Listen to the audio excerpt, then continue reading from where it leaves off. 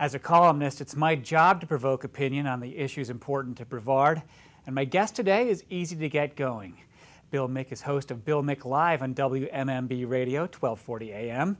He's conservative, I'm less so. Today we mix it up on internet snooping, school spending, and a trip by officials to Paris to recruit new businesses.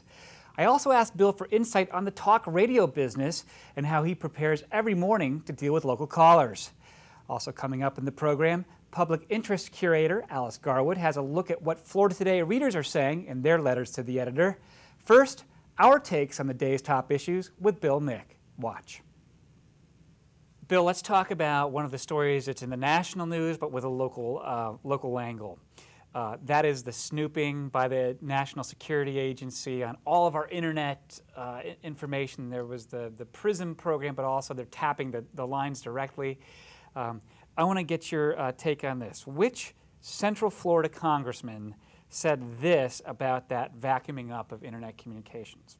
First one, quote, "They're acting outside the law. It's search and seizure of your personal records.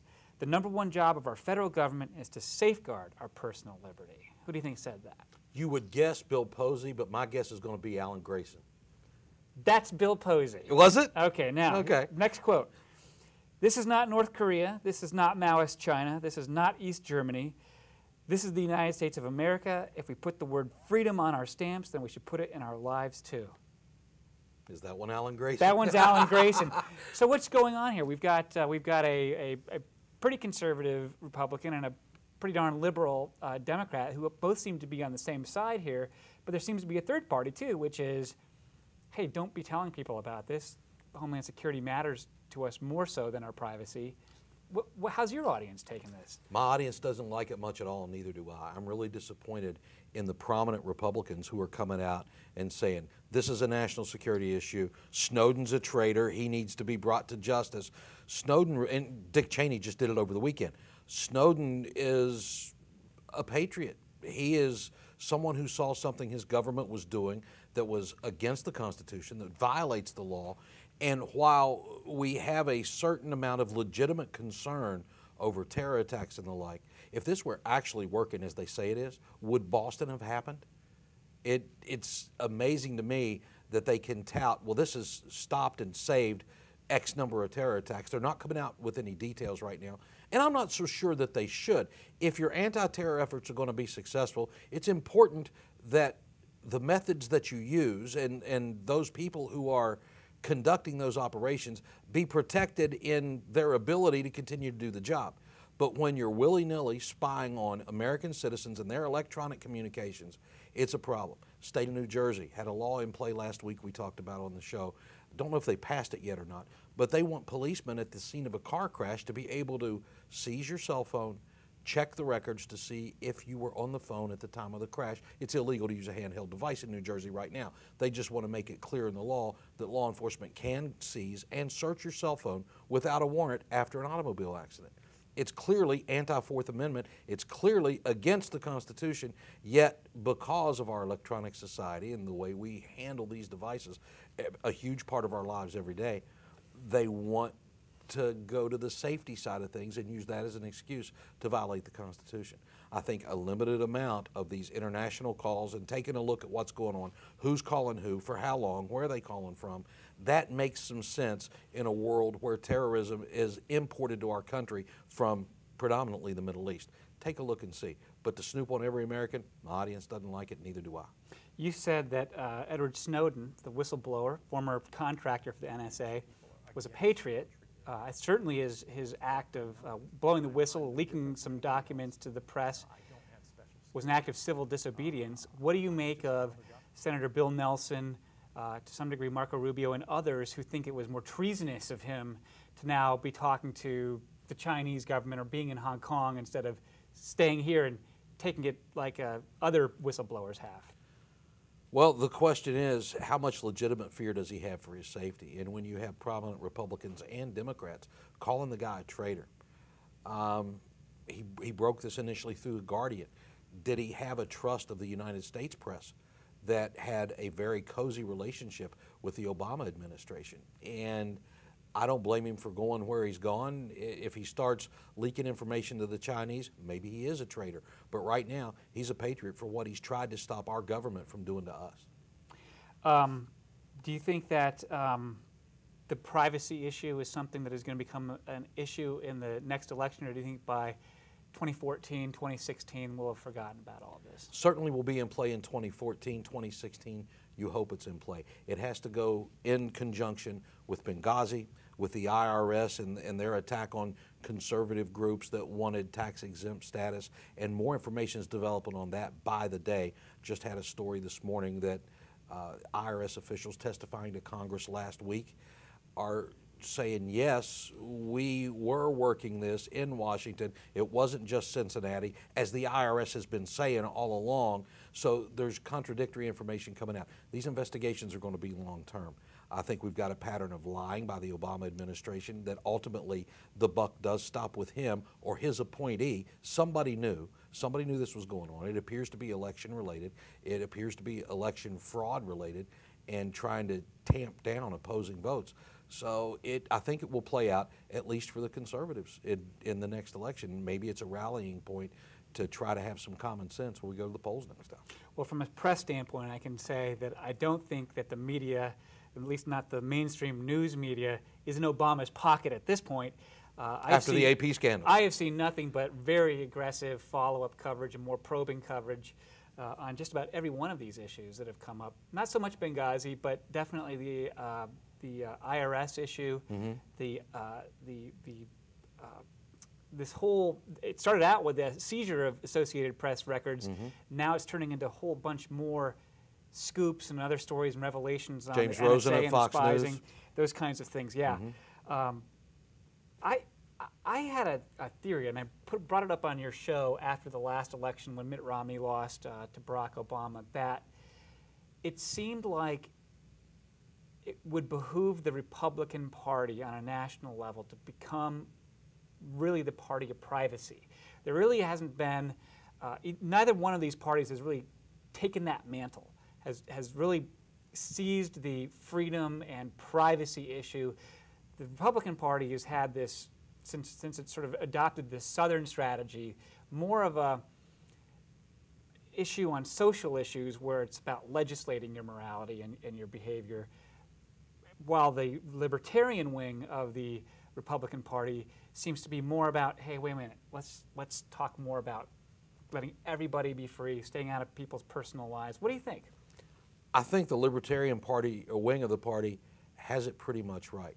Smaller government, more individual responsibility, more freedom, less taxes, and that message needs to resound inside the Republican Party. What you're saying about privacy belongs in our party. That's where it ought to be. Interesting that we're hearing both Republicans and Democrats saying this is across the line. Big opportunity to seize it and own it, and if the Republicans can do that, it'll bode well for them in the midterm elections. I think this has probably the Obama White House a little worried about what happens in Congress in 2014.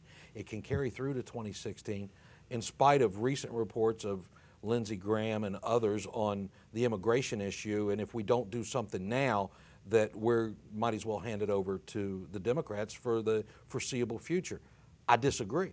I think the party has to have some principles. You have to stand for something, make the challenge, make the stand, and go. And if they can do that, it could bode very well for Republicans down the road. We need folks like Lindsey Graham gone. Let's talk about economic development, business growth, and those kinds of efforts here in Brevard County.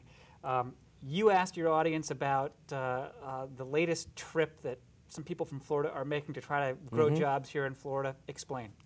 The Economic Development Commission of Florida, Space Coast, Enterprise Florida, Space Florida, and the Governor's Office are in Paris this week at the Paris Air Show, probably the biggest air show on the planet. I know they go a lot to these. And there is some reason for doing so. Florida has the biggest delegation, the biggest arena there, if you will, of any state in the union. They've got a place that they set up, and it's the biggest U.S. representation there. Maybe makes some sense with the space connections and those kind of things. However, when you take a look at what Governor Rick Perry's doing in Texas, my comparison to my audience was, look, we've got these four groups, in essence, going to Paris, And Rick Perry is beating us to death in Connecticut and New York and elsewhere around the country going after gun manufacturers. We should be going after those jobs as well. The whole focus on space and aerospace related industry, while it's a great thing and we've got the workforce here, it's not going to be every job in the area, and the more jobs we can draw here, the better off we're going to be. We're dropping the ball on gun manufacturers in the state of Florida. We're dropping the ball on being business friendly in Florida as much as we want to tout it. Rick Perry's singing those praises for Texas very well across the country. They're buying ads in New York and Connecticut saying there are reasons to move your business here. It's a better taxing environment, it's a lower regulatory environment, and we put legal reforms in play to keep the lawyers out of your business's pocket. So they are touting Texas very well. We need to be competitive there, and we're not doing it. You don't think that Florida's lack of an income tax and low corporate taxes, plus I guess we've got more streamlined permitting here at the local level, you don't think that makes us as business friendly as Texas? No, we're not, but we can be. We give great lip service to it, from the legislature to the county commissions to our city governments, but we don't see the action in play. We see a lot of rhetoric, we don't see a lot of results, and it's time to have them. The Workforce Brevard, we had some news about that one. They got a big grant from the federal government. They were going to be trying to place laid off space workers with jobs. Here we are several years into it. They have money left over. They're far short of their goal by about 1,000 workers, as I understand. Does that mean that we need to extend this grant and work harder and continue to go with this program? Does that mean that maybe these government efforts really weren't what was needed in the first place when it came to putting laid-off space workers into jobs? It's a great question, and I think it may mean that we are too solely focused in the one area. I think it proves my point over the air show in Paris. I think there are other areas where we can branch out. We are not very strong in automobile manufacturing in the state of Florida. Why aren't we drawing the Hyundais, the Toyotas, the others that are building plants in the United States? Why is Florida, with the benefits that you touted, not a location for that? Why are we not seeing those places pop up? Why aren't we going after other manufacturers? And when we polled our audience, they seem to think working in the U.S. and getting these jobs here seem to be a way to go. We'll have more of my talk with Bill Mick in just a moment. Now, here's Alice with a look at your letters to the editor. Readers weighed in on both sides of the Melbourne City Council's decision last week to approve a grant for pregnancy resources in Melbourne. Pat Lankinow of Melbourne praised the City Council. Cheers to the Melbourne City Council for voting to give a $5,000 grant to pregnancy resources, which offers clients, free of charge, prenatal vitamins, pregnancy tests, ultrasound screenings, and options counseling. This generous grant was opposed by the National Organization for Women, the South Brevard Democratic Women's Club, and Space Coast Progressive Alliance. Are these three organizations against helping women? It seems so. Terry Sanders sharply disagreed. She writes, "As a board member of the National Organization for Women and a member of the Space Coast Progressive Alliance and South Brevard Democratic Women's Club, I would like to respond to the letter asking if these groups support women. These organizations have deeply researched the agenda and teachings of the Pregnancy Resources Center in Melbourne and found it lacking. We support all women, not just women of the Christian faith who are pro-life and anti-birth control.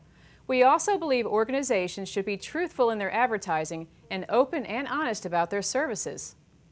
A number of readers joined the debate about red light cameras at intersections, with most saying they think they're a good idea. Charlie Richards of Melbourne writes, "Public Interest Editor Matt Reed seems to take offense to red light cameras and questions whether or not they have a significant impact on safety. If the cameras decrease crashes by only 0.5%, so what? If they heighten awareness by only a small amount, so what? And if they make the city money, so what? Put them at more intersections. Maybe if more tickets were handed out, people would finally get the message." Bill Shepard of Melbourne agrees. He writes, "The recent thumbs down to the City of Melbourne over the proposed installation of red light cameras at US 1 and O'Galley Boulevard exposes a common fallacy regarding opponents of such systems. The paper's editors assume the purpose is to create a ticket trap and/or create traffic delays. However, I have yet to see proof this is the city's purpose.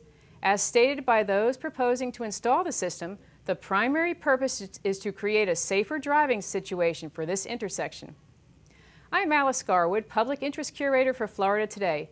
Remember, you can comment on anything you see on this program or read in Florida Today by sending an email to letters@floridatoday.com.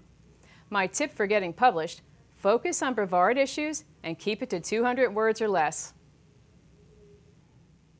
Thanks, Alice. Let's talk more with my friend in local media, Bill Mick. Let's talk about schools and school budgets, because there was a headline about the Brevard Public School District getting more money as a result of the budget that came out of Tallahassee.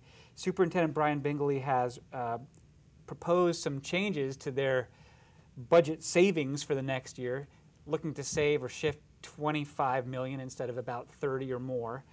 That could include a 4.5% across-the-board raise for employees, could include canceling the proposed pay-to-play for sports, does not include keeping schools open. Do you think that's the right approach? I think it is, and I think this is a perfect example where the Brevard Federation of Teachers is doing its members a severe disservice. They had negotiated through their contract negotiation a 1.5% pay raise. When Superintendent Bingley announced with the extra state money that came in that he believed instead of cutting $30 million, they could do this job cutting 25, and instead of just the teachers with a 1.5%, all the employees with a 4.5%, except for I think the top management personnel, that it's 4.5%. It's everybody, not just a 1.5% to the teachers. The teachers union starts to balk and say, no, no, no, we need that 4.5% on top of the 1.5% that we negotiated. This is not right. I hope to God their negotiators aren't teaching math to our kids, because 4.5%, a hell of a lot better than the 1.5% they were able to negotiate. They are underserving their union members so poorly right now. I would be revolting if I were a member of the teachers union. Well, there is another union that's coming in trying to represent teachers, and they think that they could negotiate a little bit tougher. I guess they're affiliated with the police union here in Florida. But it does seem like a pretty good raise for teachers, 4.5%. In this economy, you betcha. When's the last time you got 4.5%? Or me? Didn't happen. If one thing they probably have learned over the last few years is that you're not going to get rich when it comes to working for a school district, especially if you're a teacher. They have had a lot change for them in terms of more expensive health benefits, more contributions to retirement. It seems healthy to try to get everybody adjusted to a new base to where they can more adequately afford those things, make them more responsible for paying more of their own costs, as opposed to this job where you get low pay, but government takes care of you, you know, in terms of pensions and benefits for just about nothing. Well, when I became a policeman in West Virginia, I knew the pay wasn't going to be great. Best money I ever made as a policeman was in the ballpark of $30,000 a year. That was with $6 grand a year overtime from the federal government in the drug unit where I worked. But you knew you weren't going to get wealthy. You knew you had a retirement after 20. Had to be 50 years old to retire, though, so I would have ended up staying another 8 or so years after reaching the ability to retire, but not able to draw the money till you were 50. So you knew you weren't going to get wealthy, but you knew the pension was on the other end, and you had a career after that. You knew you were going to work somewhere for some period of time after the fact. No, public employees aren't going to get wealthy. Public employees maybe shouldn't get wealthy, but they should make a good living for them and their families. I think this is a step toward that, and I think it's ridiculous of the Brevard Federation of Teachers to speak out against it at all, when basically Brian Bingley did their job for them and came to the table with more money than they were able to go negotiate. Let's talk about red light cameras. This has been an issue of discussion on your program and with my readers for some time now. City of Melbourne wants to put in red light cameras at O'Galley and US 1, and then also down at US 1 and Strawbridge, US 192. Two very busy intersections. Do you think it's a good call?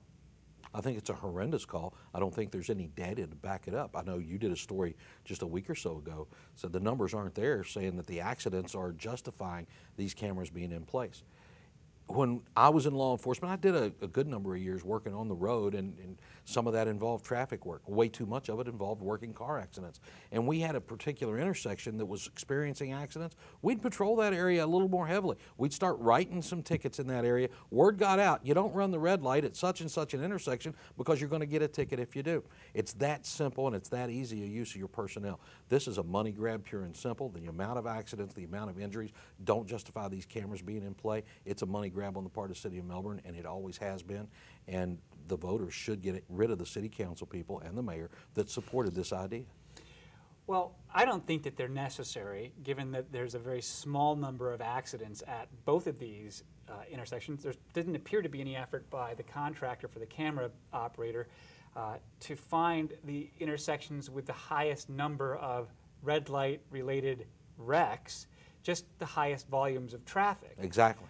I guess the devil's advocate would say, okay, but if people run fewer red lights and it makes things a little bit more cautious and safe at biggest intersections, is that not worth it? They don't place these cameras because they think people will run fewer red lights. They place these cameras because they're going to get a certain amount of that $158 into the city coffers. That's what they're trying to do. If they were concerned about safety, if they were concerned about the accidents, they would have done the traffic study where they had the most serious accidents. I would venture to say they would have more problems at 192 in Derry, 192 in Hollywood, places like that. Of course, that may be in West Melbourne, but there would be other intersections that would be more dangerous, maybe some spots along Wickham Road, maybe Wickham and Aurora, something like that. So, I was struck by the fact when you go and look at the numbers, where the money goes, how many tickets are written, in places like, or I guess not written so much as just spit out by the automated red light camera system.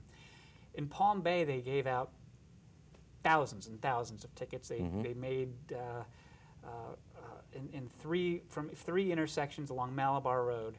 In 2 years, the city made $300,000+. The contractor made $300,000+, but the state made $1 million. It seems like the real money grab, if there is one, is probably by Tallahassee, is it not? well, Tallahassee went in a couple of years ago under the leadership of Thad Altman to legalize these things and to get the state's cut. There was no consistent formula across the state, therefore the legislature thought they had to jump in. They jumped in, took their cut for the state, helped them balance the budget in a couple of lean years, I would imagine. But the thing you have to remember about this too is if it were truly a local safety issue, there'd be local statistics backing it up. You'll recall a few months ago, the Melbourne police chief sent out a flyer, and it was in everybody's Melbourne water bill. It had to do with these cameras coming, the necessity for them, the statistics that backed it up, and it had a picture of the Melbourne police chief and his signature on the literature. The sad news is that a city in Iowa and a city in another state, I don't remember off the top of my head right now, sent out the exact same literature with the exact same wording, citing the exact same statistics. It was a PR piece by the company that manufactures the camera and runs the operation and makes a commission. If I'd have made a commission off of the tickets I wrote, I'd still be a street cop writing tickets every day. I could have been a wealthy man. That's not what it's about. It's about safety, and they need to get away from it. Let's talk about talk radio and your program. You know, I think a lot of people have the sense that their favorite personalities in talk radio have been around forever or have been around for a while, but I know the business must be changing the same way that the newspaper and internet news business does. What's new in your business? We, much like you guys at Florida Today, we're going to a multi-platform brand of doing business. We have a Facebook presence for the radio station. We have a texting center for people to be able to text the show as opposed to calling. That Facebook page, drawing comments, we're able to post every story we talk about it as we talk. So somebody who may not want to pick up a telephone has the avenue to go in and write a comment and be part of the conversation. Maybe they're just too nervous to call. Maybe they don't like how they sound on the radio. I'm going to be nervous if I talk to the guy on the radio. But they can make that Facebook post. They can text us. They can drop us an email through my webpage. We also do a live video feed of the show every morning from our webpage. So it's there for folks who want to watch in and see what we're doing in the studio. We do some bonus videos and that type of thing. We have a really strong emphasis from the corporate level on how our websites are performing, as I'm sure you guys do. And that's a big part of what's going on. Talk about your day. Walk us through how you get ready for your show. It's a 3:15 alarm every morning. Okay, and that's a little bit painful just to hear. It is. It's a little bit painful to go through some mornings. And the weekend, I sleep in. I'm up at 5:30 or so on Saturday and Sunday. But 3:15 every morning, in and out of the shower and into the studio by 4. Then I spend a lot of time between 4 and 6. Show starts at roughly 6:07, so I've got a couple of hours at that point to get the stories together, get the web posting done, get the web poll question done, try to review the stories and have in my mind the take I have on them and what's going on there. My job is to present these things with my opinion attached. It's to let folks know what I'm thinking. The show's about what interests me, not necessarily the biggest news story. I'm not covering the George Zimmerman trial every day. Not going to happen. I don't want to do play-by-play on the trial. It's boring. It's technical, it's detailed, and it's not good radio. It's not good conversation. If you want to do that, just like on your website, you can go to our website. Just above my video feed is a live feed of the Zimmerman trial. If you want to watch it, it's there for you at WMMBAM.com. What do? We talk about issues that impact your life. And the show, Matt, and one of the things that happened last week when you were on the show, we had a caller at the end of the hour, if you'll remember. How about a poll about whether or not you have Matt Reed on the radio? It's not about what my listeners want, oddly enough. It's about what entertains and informs me, what keeps me interested. I've got a 3-hour job to do every day. It starts at 4 in the morning with reviewing the news. If I'm not interested, by 9 o'clock, I'm just not having a good day.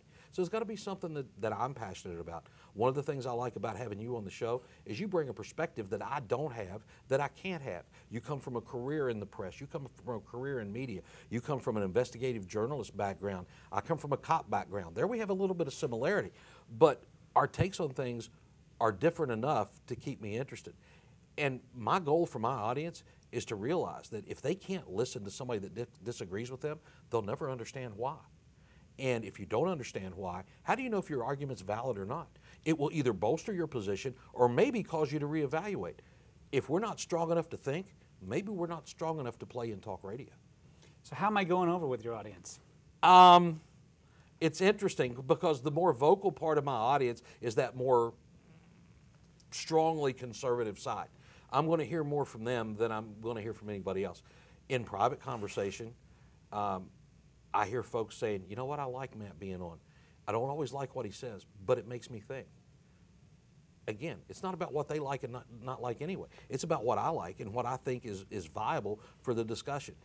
Florida Today, the best local news source on the Space Coast. It's very, very reasonable to have you guys and your take on what's going on in that studio and talking about our local area. Nobody's got the resources. We don't have the resources. My news comes out of Tampa, Miami, and Orlando. Well, I'm always struck by how often I'll go to the supermarket or some place like that, and one of the first things people say is, I heard you on the radio. So that's always a nice... it's always good to hear. They know who I work with, but they also love to listen to, and I think being there with your voice, when they're there doing some part of their day, driving to work, something like that, makes you a part of their morning. It does. You're part of their routine, and that's a really interesting dynamic. Go back to the heyday of the Today Show. Katie, Matt, and Al, or Katie, Matt, and Willard Scott were a part of your living room in the morning. They were like being, that's the goal for us too. We're somebody you talk to every day. And we're going to listen to you. We're going to give you your say. I like to be respectful for my listeners and their opinions, like I do you and your opinions. We don't always agree. We have some fun conversations. But the whole idea is to air out the issues, and especially those that impact us here locally. That's what it's about. You're a pro, Bill Mick. Thank you, Matt Reed. Enjoy it. Well, that's our program. I'm Matt Reed in the Florida Today newsroom. We'll see you right here next week on WBCC and FloridaToday.com.